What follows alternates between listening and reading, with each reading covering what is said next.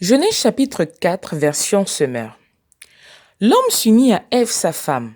Elle devint enceinte et donna naissance à Caïn. Elle dit, « Avec l'aide de l'Éternel, j'ai formé un homme. » Elle mit encore au monde le frère de Caïn, Abel. Abel devint berger et Caïn cultivateur. Au bout d'un certain temps, Caïn présenta des produits de la terre en offrande à l'Éternel. Abel, de son côté, présenta les premiers-nés de son troupeau et en offrit les meilleurs morceaux. L'Éternel porta un regard favorable sur Abel et sur son offrande, mais pas sur Caïn et son offrande.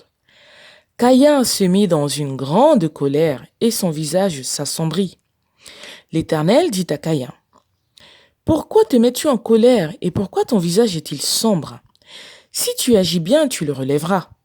Mais si tu n'agis pas bien, le péché est tapis à ta porte. Son désir se porte vers toi, mais toi maîtrise-le. » Mais Caïn dit à son frère Abel, « Allons au champ. » Et lorsqu'ils furent dans les champs, Caïn se jeta sur son frère Abel et le tua. Alors l'Éternel demanda à Caïn, « Où est ton frère Abel? » « Je n'en sais rien, répondit-il. Suis-je le gardien de mon frère? Et Dieu lui dit, « Qu'as-tu fait? J'entends le sang de ton frère crier vengeance depuis la terre jusqu'à moi. Maintenant tu es maudit et chassé loin du sol qui a bu le sang de ton frère versé par ta main. Lorsque tu cultiveras le sol, il te refusera désormais ses produits. Tu seras errant et fugitif sur la terre. » Caïn dit à l'Éternel, « Mon châtiment est trop lourd à porter.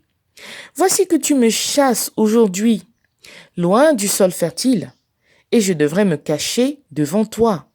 Je serai errant et fugitif sur la terre, et si quelqu'un me trouve, il me tuera. » L'Éternel lui dit, « Eh bien, si on te tue, Caïn sera vengé 7 fois. » Et l'Éternel marqua Caïn d'un signe, pour qu'il ne soit pas tué par qui le rencontrerait. Caïn partit loin de l'Éternel. Il alla séjourner au pays de Nod, le pays de l'errance, à l'orient d'Éden, le pays des délices. Caïn s'unit à sa femme, elle devint enceinte et mit au monde Enoch. Ensuite, Caïn bâtit une ville qu'il appela Enoch, du nom de son fils. Enoch fut l'ancêtre d'Irad, qui eut pour descendants Mehujaël, Methushaël et Lémec. Lémec épousa 2 femmes. L'une s'appelait Ada, l'autre Tia. Ada mit au monde Yabal, l'ancêtre des nomades habitant sous des tentes et au milieu de leurs troupeaux. Il avait pour frère Yubal, l'ancêtre de tous ceux qui jouent de la lyre et de la flûte. Tia, de son côté, mit au monde Tubal-Caïn, qui forgeait tous les instruments de bronze et de fer. La sœur de Tubal-Caïn s'appelait Naama.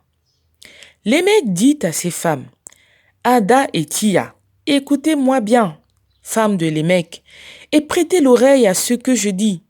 J'ai tué un homme pour une blessure et un jeune enfant pour ma plaie.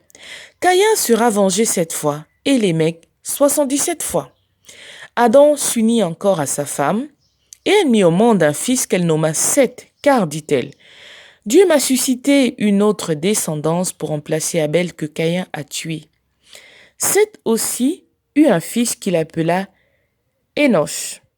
C'est à cette époque-là qu'on a commencé à prier l'Éternel.